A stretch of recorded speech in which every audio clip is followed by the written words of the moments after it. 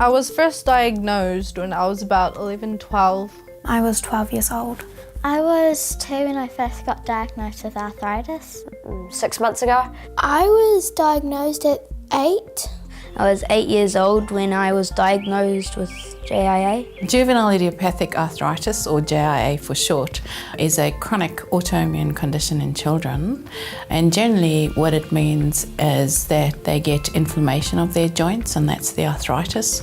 It's a chronic condition. It occurs in 1 in 1,000 children. The immune system is the part of your body that defends you, and what happens is that the body, instead of just defending you, actually attacks in JIA the joints, and that causes inflammation. Children may present with being unable to walk properly or have difficulty in doing certain things like writing. It all depends which joint is involved. One challenge in the school environment is that this condition can fluctuate quite widely in a short space of time. There may be children in their class that are attending in a wheelchair or using crutches one day, and then either later that day or the next day are able to move around in a completely normal way. I think it's hard to understand how that can be possible, but that is just the way in which the condition can fluctuate. I would come to school for a week, say in a wheelchair, and then I'll come back perfectly fine. And so people, they thought I was just faking for the attention and everything. We encourage kids to be as active as they're possibly able to be, so we want them to be moving around as much as possible rather than just staying in the wheelchair because that's what they came to school in. A child with arthritis knows when that pain is coming on, and it is a genuine expression of pain that they're experiencing, and they need the support and the care of the teacher and the understanding that, yeah, this is for real. You can't see the pain that the child is suffering, but you do have to believe them. The pain is kind of like someone hammering on your jaw. It feels like shattered glass and like stabby. I describe it as, for me, like an aching pain. The difficult thing is that you can't actually tell who has it.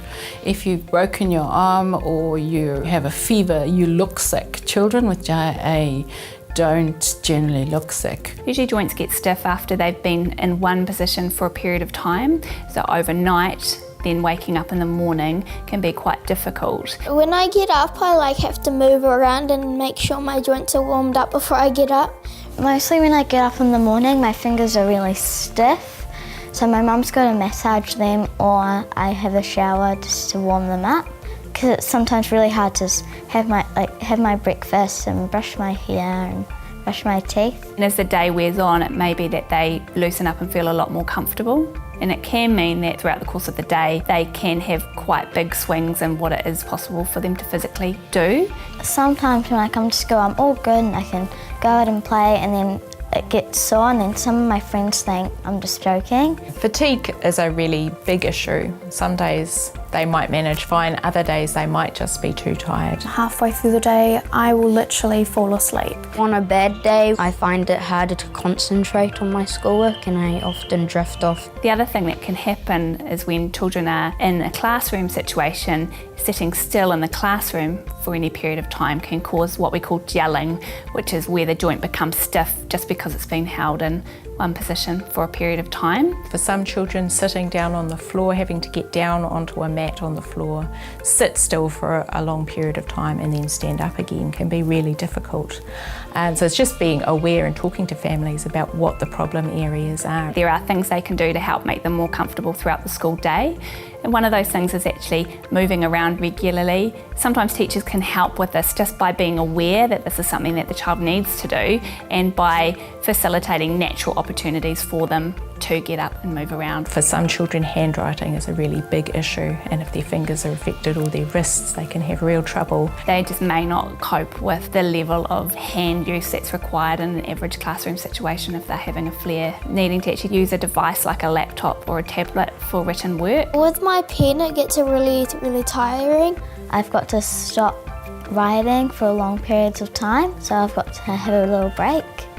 And other things in terms of the school environment, if children are having a flare of the arthritis, they may not be able to climb the 3 flights of stairs, so potential access to a lift or having a little bit of extra time between class to get to the next class can be really helpful. there will be times when a child is having a flare of their arthritis where they need to be able to opt out of certain activities. They may not be able to do them. PE and sports is a really good example of this. But generally we encourage children to participate as much as they are able to, but there may be days where they have to say that they're physically unable to participate in PE.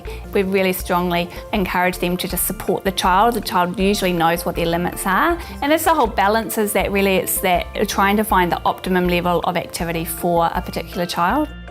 Our aim is to get children symptom-free and just living their normal lives. What we're trying to do with all of our medicines is to reduce the inflammation in the joints, and the main way that we do that is by suppressing the immune system and calming everything down. The flip side of that is if you've managed to control the immune system, you've also limited its effectiveness in other ways. Often children, if they are significantly immune suppressed and they get something like chickenpox or even the flu, they can end up hospitalised potentially. One of the things we're most concerned about are actually eye complications. So children can actually have inflammation of the eyes, otherwise known as uveitis. And this occurs in at least a third of patients with JIA, which is why it is really important that patients actually go and have their eyes checked by an ophthalmologist regularly. Often children who've got a chronic illness are really sensitive about being different. While I do have this illness, I can still do most of the stuff that other kids can do. Even though you have this, it still won't change who you are. I'd quite like to be treated like all my other friends. I just really want to be treated like a normal kid.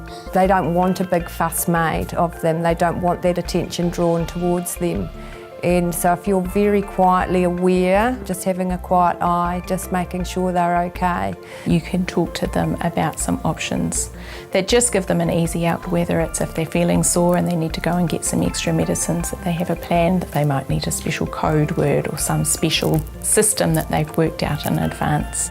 My teachers let me sit down and they let me just chill out, and they just see when I'm sore. I just let them know and they'll be cool about it. When I need a break, they'll let me go and just rest. I just go into a little corner where we have like the couches. It's amazing the difference that a supportive and interested teacher makes in that child's experience of having arthritis and also being at school and what that means for them.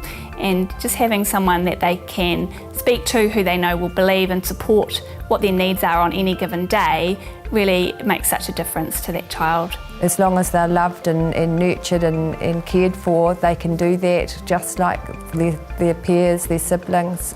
Our main goal is for each individual child to be able to do the things that they love in life, especially physically. With early diagnosis, pump treatment and all the support, kids can do wonderful things. I'd quite like to be an athlete.